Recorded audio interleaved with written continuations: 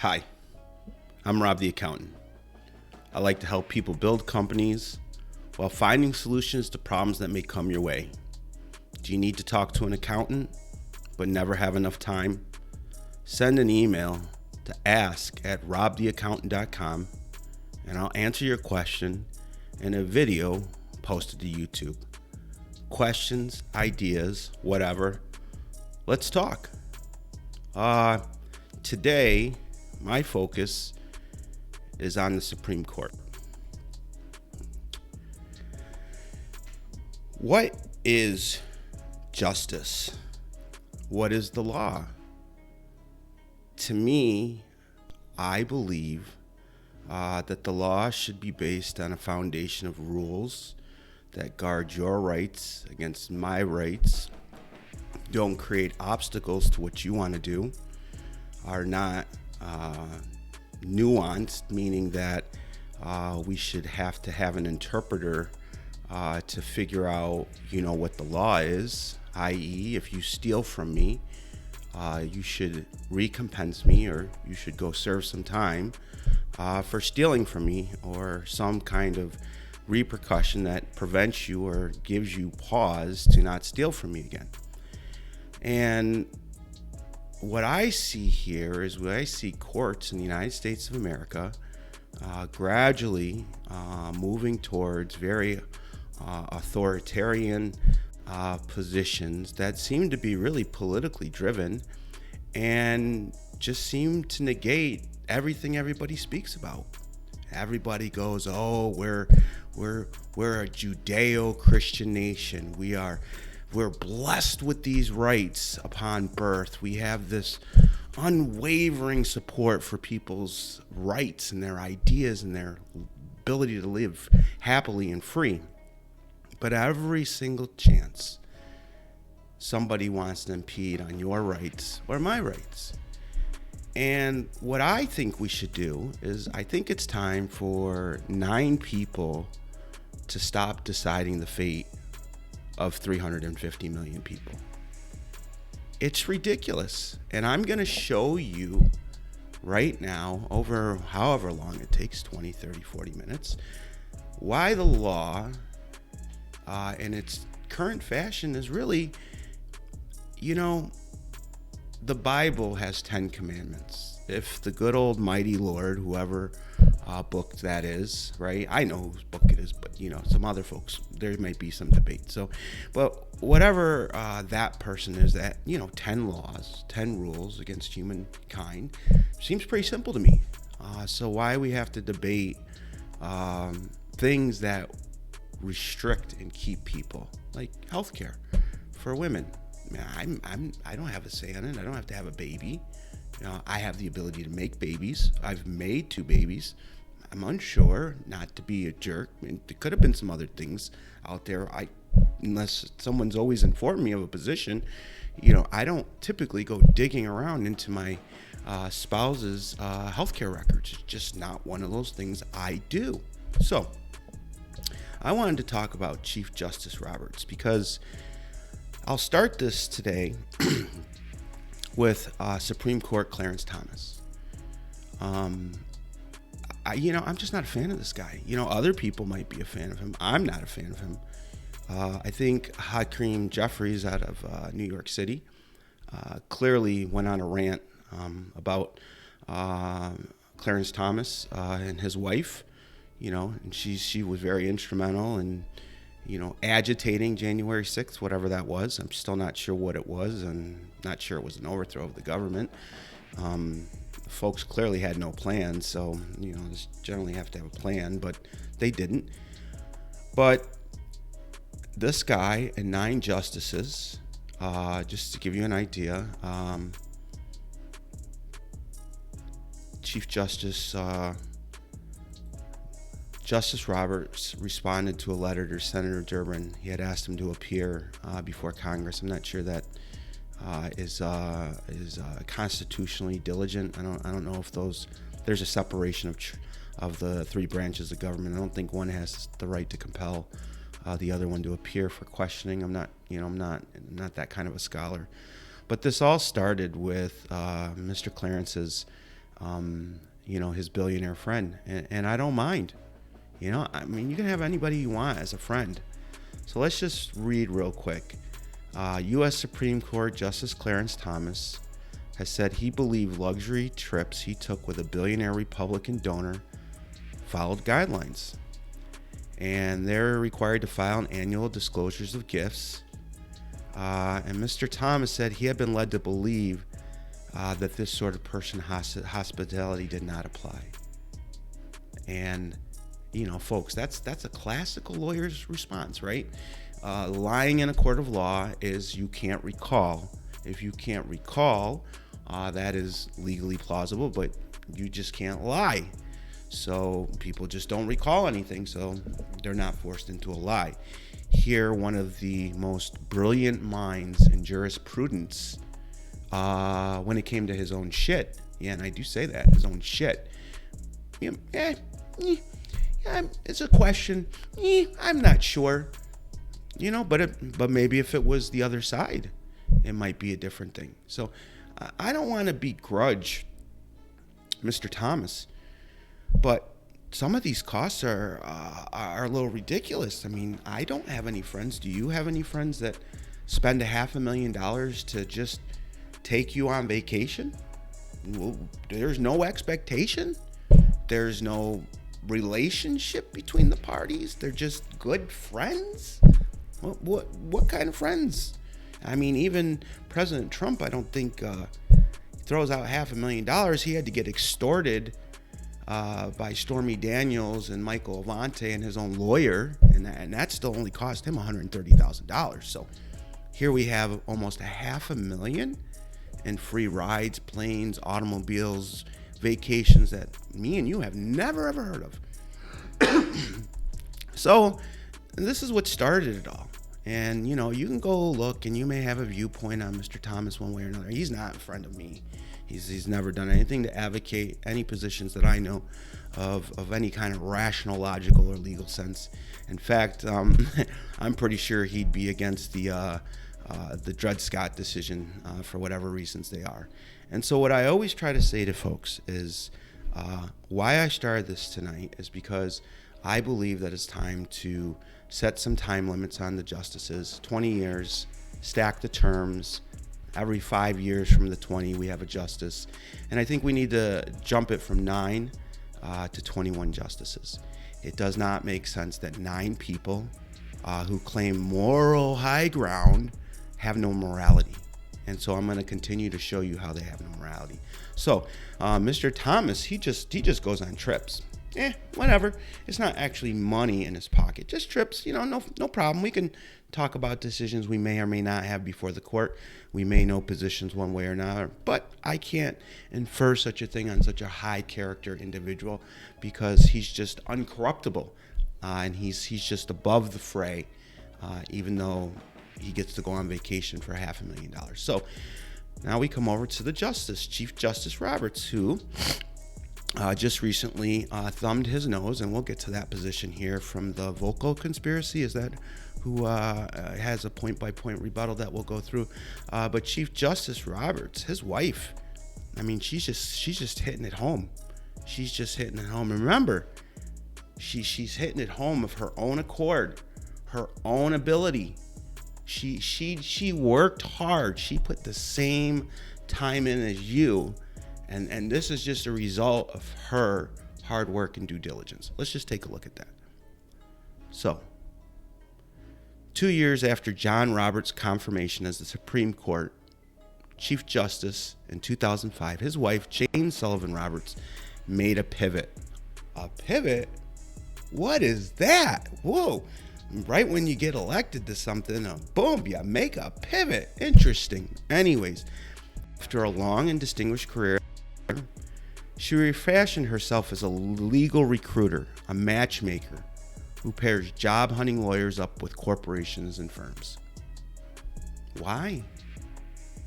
Why is she anywhere near her husband's business?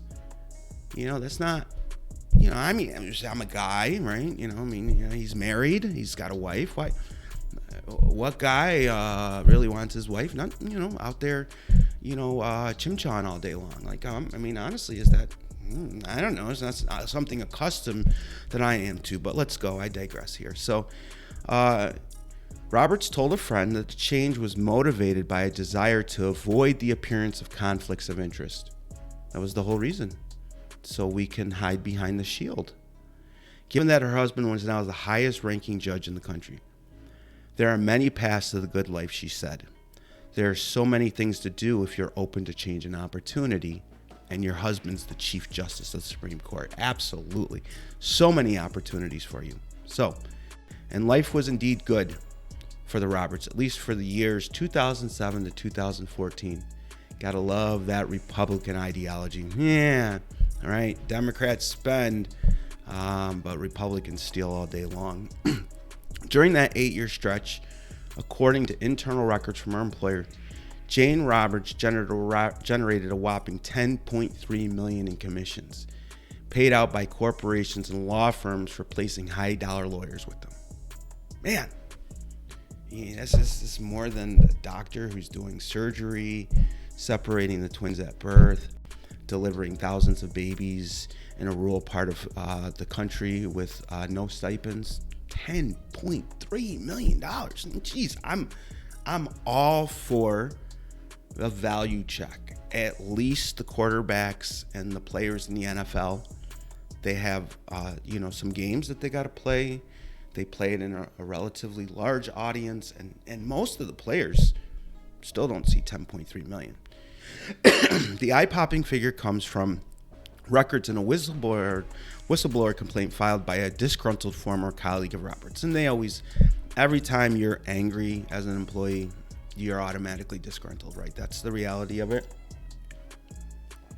You're out getting something, you're mad, or maybe you're just frustrated that you're working hard every day and your bosses and everybody else out there pretending they're holy Jesus fighters, right? We're protecting the rationale of the original Constitution and its original founding, right? But they're corrupt as shit. They're stealing the same money as everybody else. So, who says that as the spouse of the most powerful judge in the United States, the income she earns from law firms who practice before the courts should be subject to public scrutiny. And I agree. 1,000%. If you're making money off your position and that position is public relative to the rest of us voting for somebody who nominates you and your government check comes from the government, then I think everything associated with your family and everything is full disclosure. I didn't say you'd have to stop working. She'd go be a lawyer. She'd probably be a great lawyer, right? This is what she was. She had a very long career as a distinguished lawyer, but she found a new way to get rich at our expense, and that's what they all do. Nancy Pelosi would talk about it here in Western New York. I think it's Chris Collins. He milked up a medical patent that you just had no idea where it was going to go. When they found out it wasn't going to go anywhere, his whole family is able to, he kind of embarrassed Trump, made the call from the White House, but his whole family divests from their positions while you lose and they get rich. So I don't want to go on a little bit here, but I just want folks to see that, she's working and she's doing something. And you can go and download the affidavit. You can read it. You can see where it is. And which brings me back to ethics and the concerns of the law, right? What is the law? I keep coming back to this because, the Pledge of Allegiance, they put God into it, the Constitution, we have God. There's always these God and inalienable rights, right? There's always this subjective view that every human being is born, right? But in the greatest country, all right,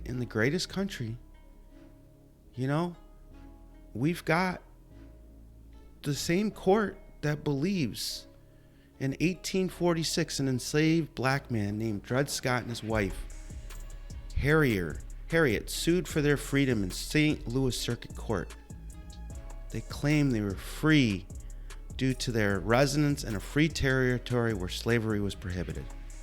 The odds were in their favor. They had lived with their enslaver, an army surgeon at Fort Snelling, then in the Free Territory of Wisconsin. The Scots' freedoms could be established on the grounds that they'd been held in bondage for extended periods in a free territory and were then returned to a slave state. Courts had ruled this way in the past. However, what appeared to be a straightforward lawsuit between two private parties became an 11-year struggle that culminated in one of the most notorious decisions ever issued by the United States Supreme Court. Scott lost his case. All right? And this is what the Chief Justice Robert B. Taney, whatever the heck his name is, read, which stated, again, these are people. God. We love God. God is here for us. We're all part of God. If you're a certain color, you have a certain dollar value associated with your life. But he said that enslaved people were not citizens of the United States and therefore could not expect any protection from the federal government and the courts. The opinion also stated that Congress had no authority to ban slavery from a federal territory, and this decision helped move the nation a step closer to civil war. The same court reaffirmed that black people were 3/5 of a person, the 3/5 compromise. Let's take a look.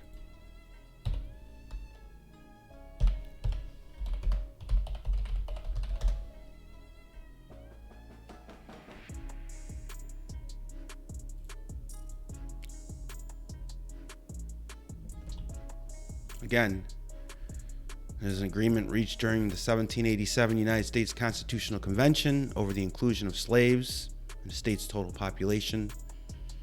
The count would determine the number of seats in the House of Representatives, the number of electoral votes in each state would be allocated, and how much money the states would pay in taxes.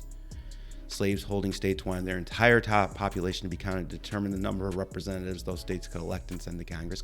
You love that, right? So they wanted the slaves to have the number to get more congressmen to go to the Congress to keep slavery in effect, right? And free states wanted to exclude the counting of slave populations and slave states, since those slave states had no voting rights. So the blue states, they didn't say, oh, they should be free people. They said, oh, you shouldn't count them because they're freaking slaves. And this is what we talk about when we talk about systematic, institutional racism. It hasn't gone away. You know, we're going to look at the Chief Justice response on why when Clarence Thomas is gifted $500,000, again, untaxable. You know, think about this, folks. You cannot gift your child $10,000 without filing a gift tax statement with the IRS, okay? Your own children, if it goes over $10,000, I think there's a limitation on $10,000, but you have to report that you give your own child $10,000. Think about that. But he, the highest member of the court, one of the highest members of the court, he gets to get $500,000, $500,000. Just no, yep, don't worry about it. That's chump change for you, right? And his wife, the Chief Justice, this is just to 2014. She's probably killed another $80 million since then. And for what? So they can tell you what you can do with your body? I don't care about abortion. I care that people tell people what to do. Stop telling people what to do. People can live.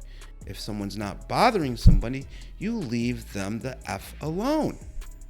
But no, here we come, once again, back to partisan judges.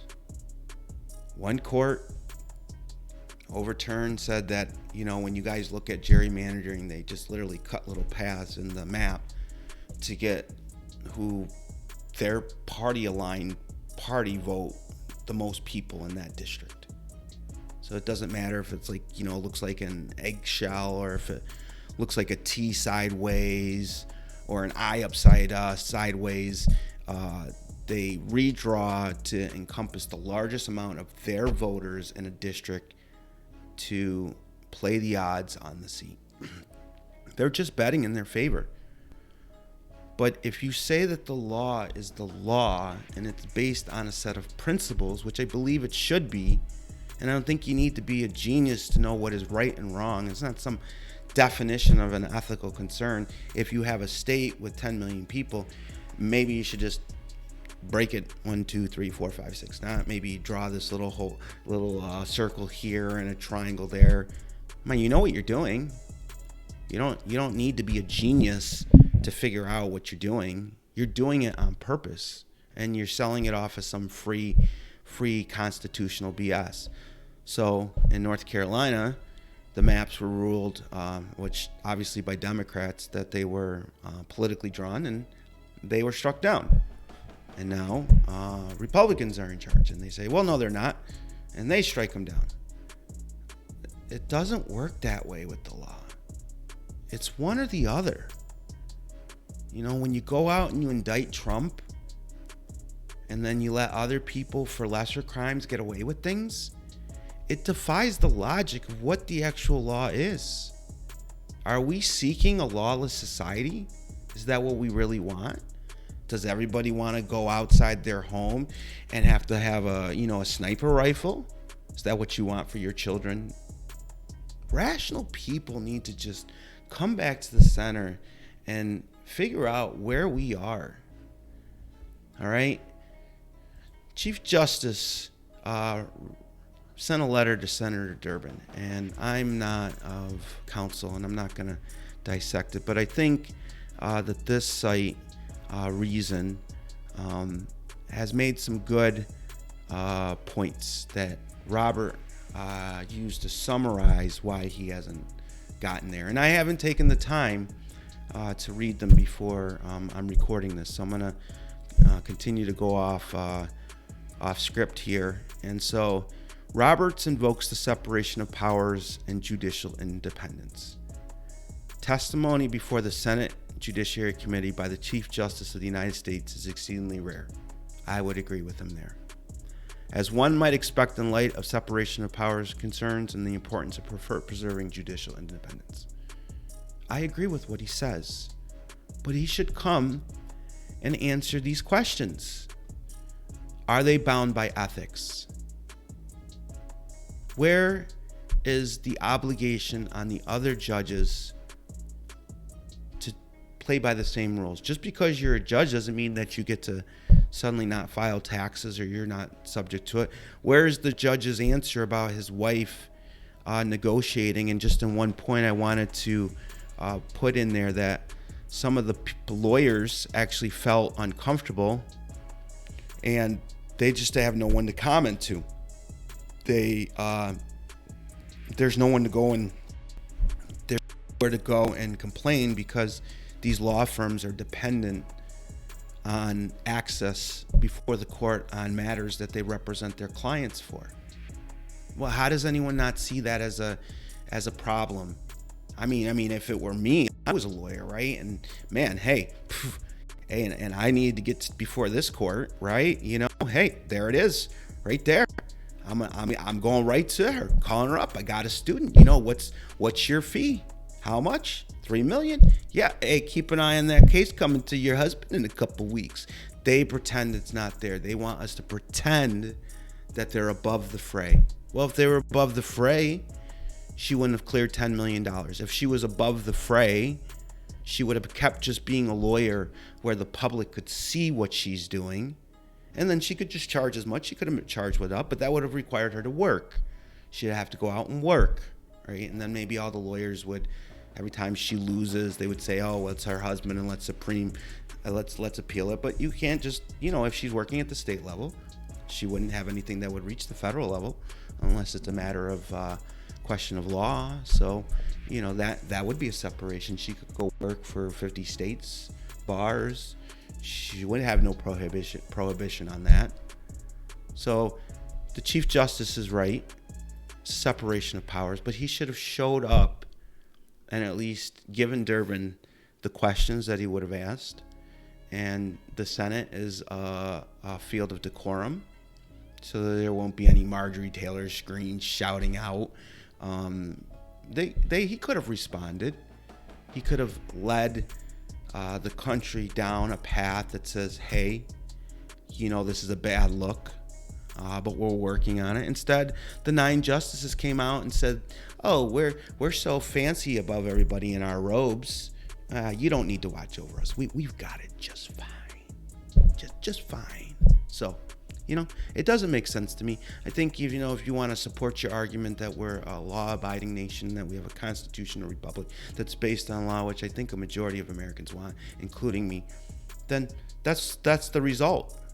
You don't hide from the people, and we have everybody hiding from the people. And the more we accept people hiding from us, the more they do things against our own interest in the nighttime when the lights are out. And by the time that we find out, it's too late. Like the U.S. Patriot Act, was passed, 12 hours after 9/11. It was already written. The catalyst was already written. The means of control were already there.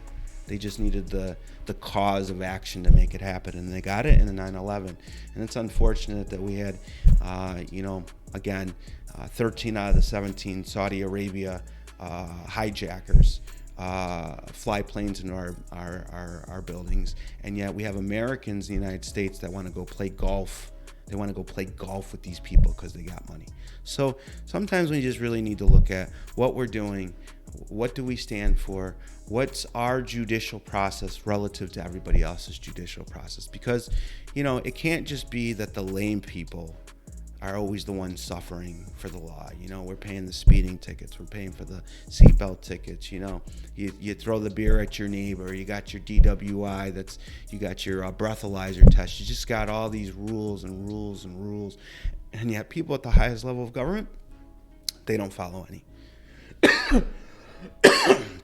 So, they went on to say that he made some other statements on it, but second, Roberts turned to President. He explains that only 2 Chief Justices have testified before the Senate Judiciary Committee, including Chief Justice Taft in 1921 and Chief Justice Hugh in 1935. And those hearings involved routine matters of judicial administration relating to additional judgeships in the lower courts and jurisdiction over appeals from lower court injunctions. Chief Justice Rehnquist appeared twice before House committees, and that's interesting because Rehnquist is in our time. He's back in the 80s, 90s types. I think he was Chief Justice all the way up till 2006, I believe. I don't know. I'm not sure on the year or something. According to Roberts, no testimony was offered by Chief Justice Burger, Warren, or Vinson. Roberts mentioned that Chief Justice Warren submitted a prepared statement concerning federal employee salaries. But Reason goes on to say that his history is incomplete, but I don't really care if his history is incomplete or not. The point of the matter is other Chief Justices have showed up. They've come. And who gives a crap what they were talking about? He's nuancing. Once again, he's showing that he's a lawyer. They showed up. Just start with that. If they showed up, then you can show up. It's not unprecedented. It's not without action. It's not without something happening before. And you should go and support your judicial part of the government. You're the Chief Justice. It's your division of government. Show up and explain. Answer. Why your wife's collecting so much money. Answer. Why Clarence Thomas is getting $500,000 of unreported gifts. Give us some meat and potatoes on the subject.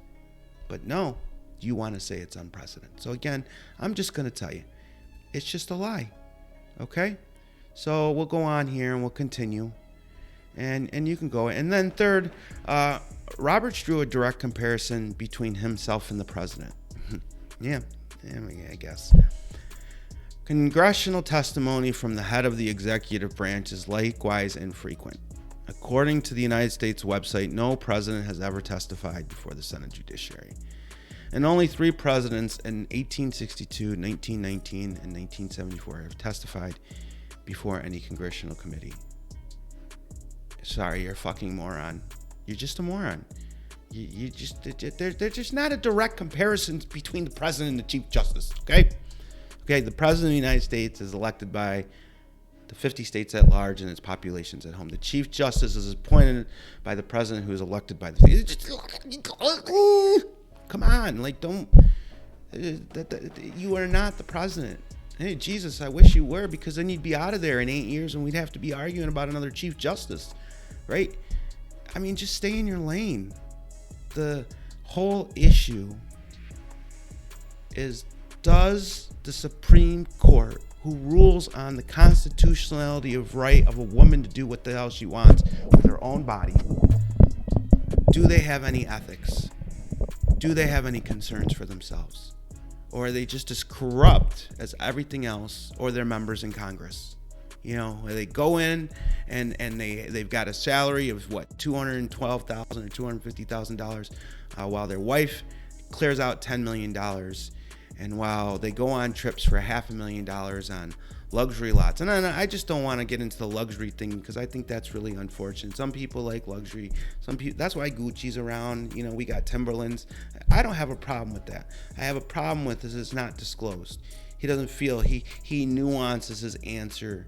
And just like Chief Justice Roberts, he nuances his answer to have the audacity.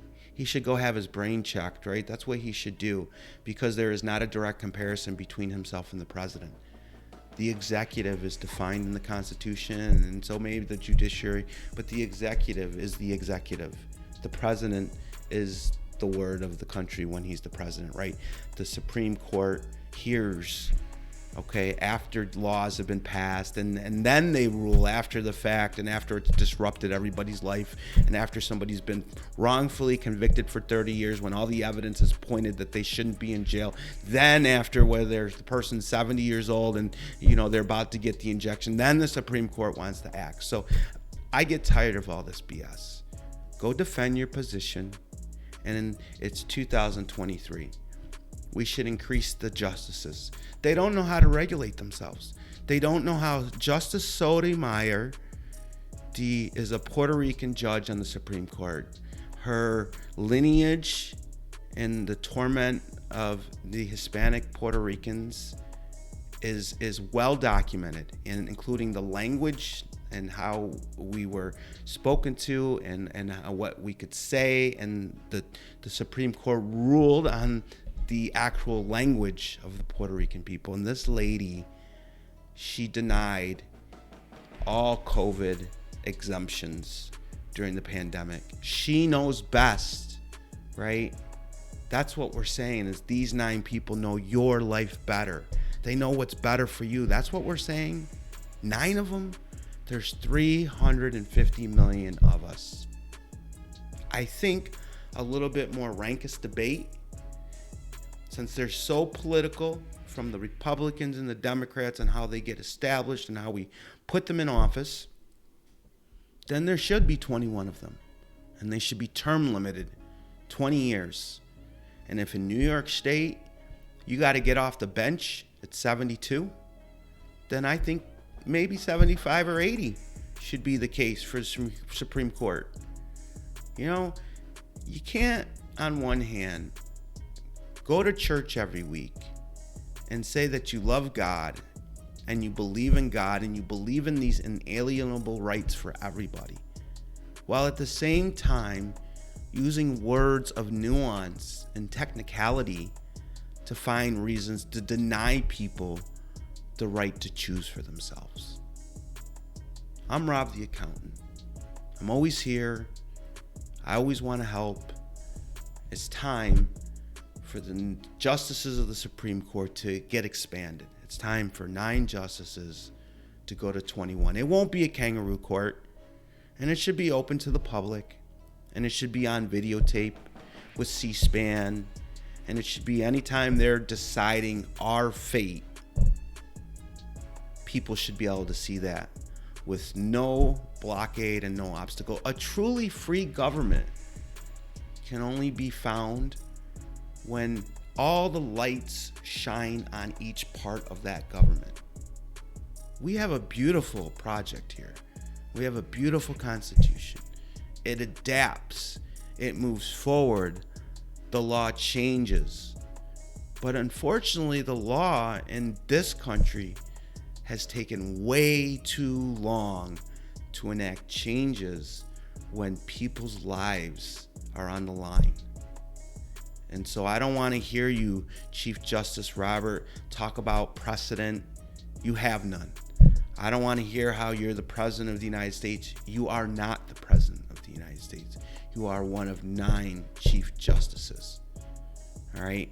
And the only thing you can actually focus on is maybe there's not a whole ton of historical data to support that Congress has the ability to call you in and testify. But you should do it not because Senator Durbin asked you to do it, but because the American people need reassurances. And I believe at the end of the day, when it comes to Donald Trump, I think they're going to rule to set whatever it is aside if he looks like he has the plurality of the vote. And so if Donald Trump rises up and he gets the popular vote, I guarantee it's going to be the Supreme Court that sets aside what New York is doing. And New York is just one state. We don't have enough power. You don't have the power to imprison somebody like that. And I don't think anyone should be imprisoned. Trump, you hate him because your gas was high. He's crazy sometimes. He probably really shouldn't return to office. But if he's the only choice, that's going to be what most people are going to believe in, since Biden won't step aside yet. And there hasn't really been a formal declaring of anybody else at the moment. It's just one of those things. But for today, I think the Chief Justice John Roberts should take up Senator Durbin and get the questions before you go there. Go prepared, answer the questions, and explain to the American people why we shouldn't want more justices on the court. Why we shouldn't want some type of ethical canon that enshrines the rules of the Supreme Court in a public manner that give Mr. Clarence Thomas the ability to say, "No, I'm not so sure." So anyways, that's it. I hope you folks have a great weekend. Memorial Day weekend is coming up here in the end of May. It's the end of April here. I hope everyone got their taxes done. Hope everyone got back what they thought they were going to get back or owed what they thought they were going to owe. I'm Rob the accountant, here to help. Have a great night.